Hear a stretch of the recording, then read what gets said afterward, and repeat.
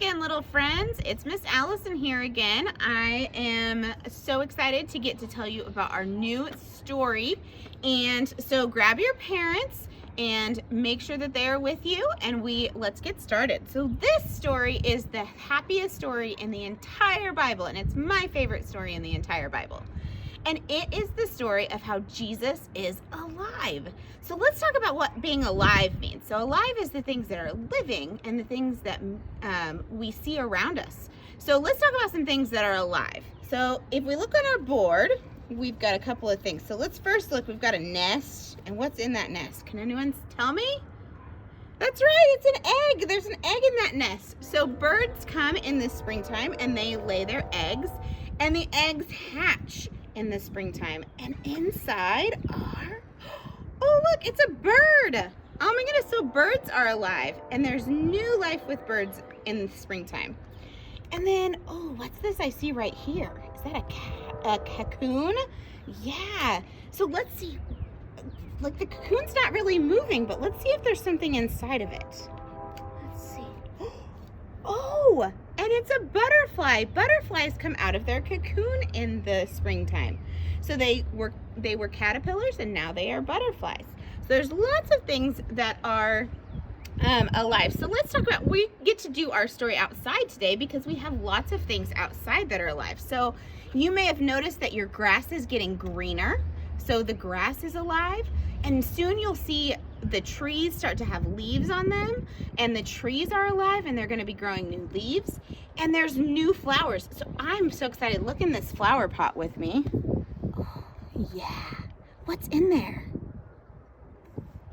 Yeah, there's some new flowers. So flowers are coming up in the springtime, and they are alive as well. So we have so many things that are alive, and springtime makes us so happy. But you know what?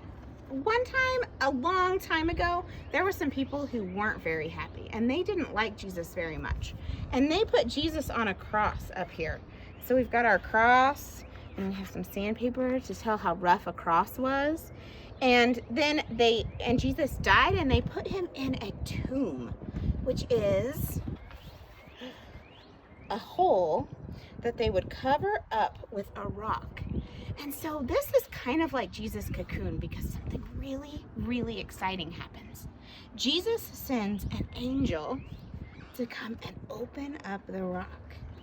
And if you can look inside, can you look inside? There's nothing in there, because Jesus is alive. He's not in that tomb anymore. He is risen, and he doesn't stay in the tomb. He gets to come out.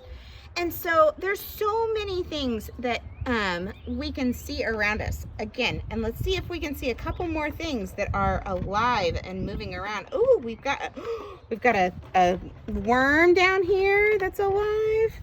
And again, we see some more grass and flowers.